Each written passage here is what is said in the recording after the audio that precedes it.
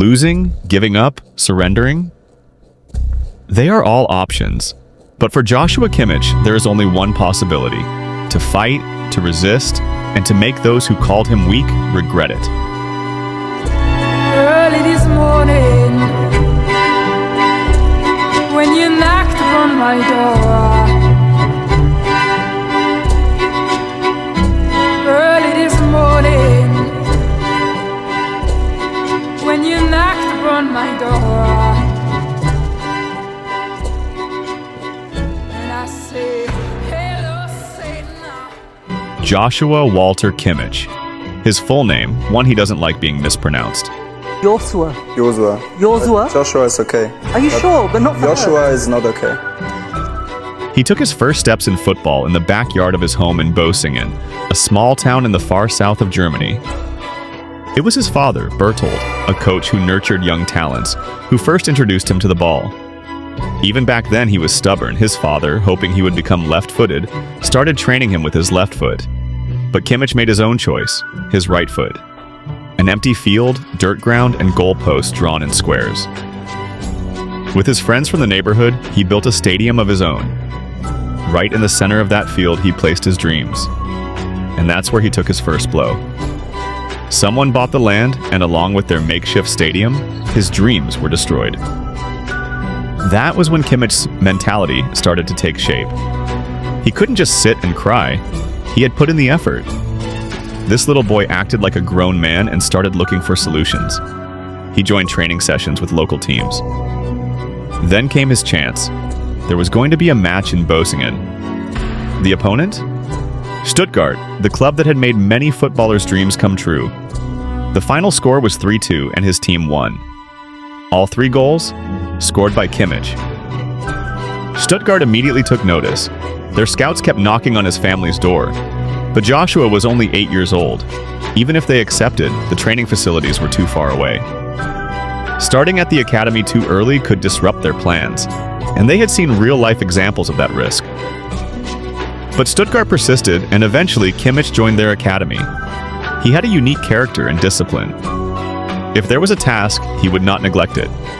While shuttling between home and the training ground, he also kept up with his schoolwork. His dedication earned him a permanent contract with Stuttgart. At 14, he left his family for the first time. He packed his bags and moved into the academy. For 4 years, he fought to prove himself. Alongside talents like Serge Gnabry and Timo Werner, he was one of the most promising young players. But training wasn't his only duty. He was also the rookie who cleaned up after meals. His first heartbreak had come when their childhood stadium was torn down in Bösingen. Now, at 18, came the second one. Kimmich believed he was ready, not necessarily for the first team, but at least for Stuttgart's second team, which played in the 3rd division. But the same club that once fought to sign him now abandoned him. You're too weak. You're not good enough. That's what the Stuttgart coaches told him, but Kimmich disagreed. There had to be a way, just like when he found a new path after losing his childhood field. He couldn't stay where he wasn't wanted. He needed people who believed in him. Then he heard that one of the coaches who had convinced his family to send him to Stuttgart had moved to Leipzig. It meant moving even further away from home, but Kimmich didn't hesitate. Stuttgart, having already lost faith in him, didn't resist. A 500,000 transfer fee was enough. At 18, Joshua Kimmich stepped into the 3rd division for a new challenge. It was one of the toughest times of his life, far from home, struggling with groin injuries. But he spent his time healing and working to become the best version of himself. He was always the last to leave the training ground. And when he finally stepped onto the pitch in the 3rd division, he still had the voices of Stuttgart's coaches ringing in his ears. You're too weak. You're not good enough. The day he had been burning inside for had finally arrived. Match day 28, Leipzig versus Stuttgart's B team. The final score, 2-0. Kimmich's Leipzig won. His 82-minute performance was enough for Stuttgart to feel their first pang of regret. By the end of the season, he and his team secured promotion to the 2nd division. Over the next 2 years, he played 29 matches in defense, contributing 4 goal involvements, 2 goals and 2 assists. He was 20. He didn't wear the captain's armband, but his vision dictated the flow of attacks, and his hunger to win ignited his team. And someone obsessed with tactics saw this better than anyone. Kimmich had no idea, but Pep Guardiola had been tracking him all along.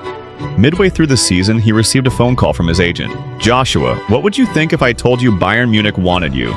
He didn't believe it at first. Impossible, he thought.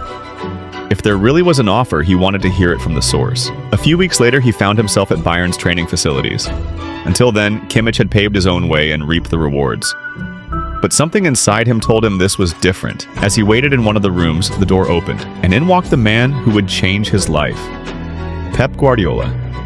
Pep could turn a team into an unstoppable force. He just needed the right fuel, belief, and trust. And he entered the room fully aware of this. "Joshua, I need you to win. I want you on my team." That was all Kimmich needed to hear. It was enough to make him step onto the pitch and give everything he had. And to prove to the world that Pep wasn't wrong, he accepted the offer. For $8.5 million, he joined Bayern Munich. Initially, he was seen as Philipp Lahm's heir, but in Pep's eyes, he was more than that. He was a brain capable of controlling every inch of the field. Guardiola personally mentored him, showing him areas of the pitch he had never noticed before. At one point, he even convinced him that he could be one of the best center backs in the world. He played 36 matches that season, 17 of them at center back. Bayern lost only 2 league games that year. In both, Kimmich wasn't on the field. By the end of the season, he was holding the Bundesliga trophy. That same year, he earned his first senior call-up for Germany, right after Pep had worked his magic on him. His second season began with a farewell. The man who believed in him as much as he believed in himself, Pep Guardiola, was leaving. But Kimmich had already absorbed everything he could from him. He had mastered the German discipline, and now, under Carlo Ancelotti, he was ready for the next step. He played 40 matches that season, mostly in midfield.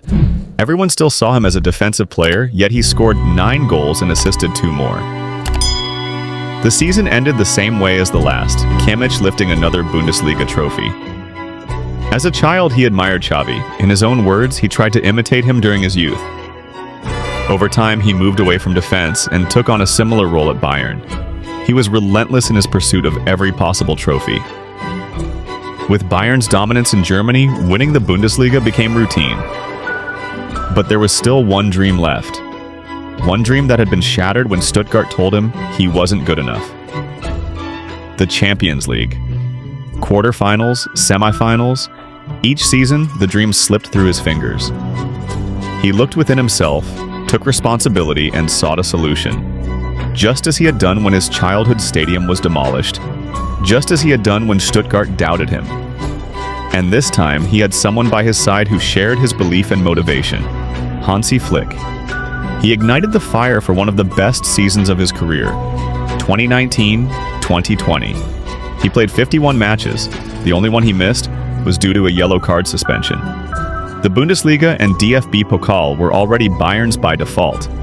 But in the Champions League, Flick's Bayern crushed their opponents with ease. 7-2, 6-0, 4-1. Then came the quarterfinal. The opponent, Barcelona. Due to COVID, the match was a single-leg tie, no second chances, win or go home. A silent stadium. Slovenian referee Damir Skamina blew the whistle. Müller opened the scoring in the 4th minute. Alaba scored an own goal. By the 31st minute, the scoreboard showed a shocking 4-1. Suarez pulled one back in the 7th minute, making it 4-2. But any hope of a comeback was crushed when Joshua Kimmich found the back of the net. On one side, a historic humiliation. On the other, an unforgettable victory. Bayern 8-2 Barcelona. Kimmich played the full 90 minutes, scoring a goal and providing an assist. In the semi-final, he assisted twice in a 3-0 win over Lyon. And then the final. The opponent, Paris Saint-Germain. Neymar, Mbappe, Di Maria, both sides had their chances. The score remained deadlocked. Then, the 59th minute, Joshua Kimmich delivered a perfect cross into the box. Kingsley Coman didn't even need to jump. He simply nodded the ball in. The final whistle blew. Bayern Munich, after 7 years, were champions of Europe again. Kimmich fell to the ground next to Serge Gnabry, the teammate he had started his career with. just as Robin had done with Schweinsteiger in 2013. That moment was bigger than the trophy itself. It was the moment he made everyone who doubted him regret it. Now the world understood what happens when you tell Joshua Kimmich you can't. But that final also sparked a rivalry. Neymar etched that night into his memory with tears in his eyes. The following season, they met again in the Champions League, this time in the quarterfinals. A freezing night at the Allianz Arena, snow falling from the sky. At halftime, PSG led 2-1. In the 60th minute, Kimmich set up Müller to equalize, but then Mbappe sealed it at 3-2. Bayern won the second leg 1-0, but PSG advanced on away goals. And this time, Neymar and Paredes celebrated right in front of Kimmich.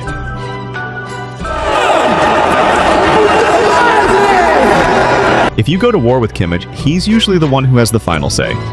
29, 22, 23. Champions League quarterfinals. The same rivalry, the same battlefield. This time, Bayern dominated PSG with a 3-0 aggregate win. Kimmich not only won the tie, he won the personal duel, closing that chapter as the ultimate victor. Since he first donned the Bayern jersey, he has been a relentless force in German football. 8 consecutive Bundesliga titles, 429 appearances, 43 goals, 114 assists, 20 trophies. Coaches came and went, but Kimmich was always there. Wherever he played, he gave everything until the last drop of sweat. His hunger fueled an almost superhuman level of consistency. Since the 2017-18 season, he has never finished a season with less than 10 assists. This season, he has already passed that mark. For him, every trophy is special. He wants them all. Last year, Bayer Leverkusen briefly interrupted Bayern's reign. But this season, Bayern are back on top and favorites for the title. And Kimmich? Focused on adding another championship to his collection. On and off the pitch, he's an alpha. His haircut? Inspired by Thomas Shelby from Peaky Blinders. At home? A dedicated family man. To him, his wife Lena is his greatest blessing. With Toni Kroos stepping aside, Kimmich has now taken full leadership of the German national team. Only one dream remains: winning the Euros or the World Cup with Germany. Tell Joshua Kimmich he can't do something, because if you do, he'll find a way to stand tall and prove you wrong. And maybe, just maybe, he'll do it with a bit of attitude.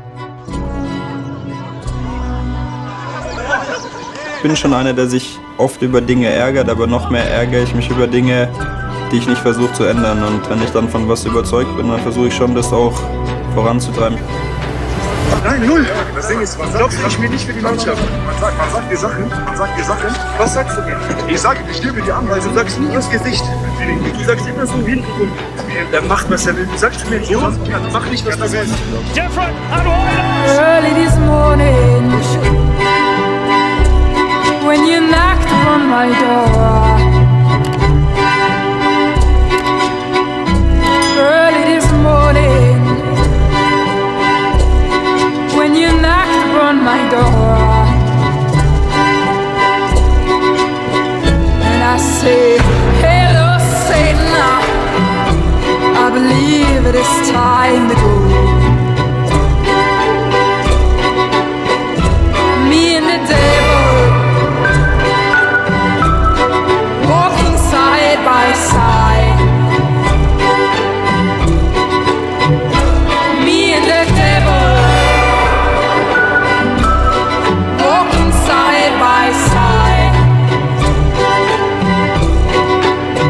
And I'm gonna see my man until I get satisfied.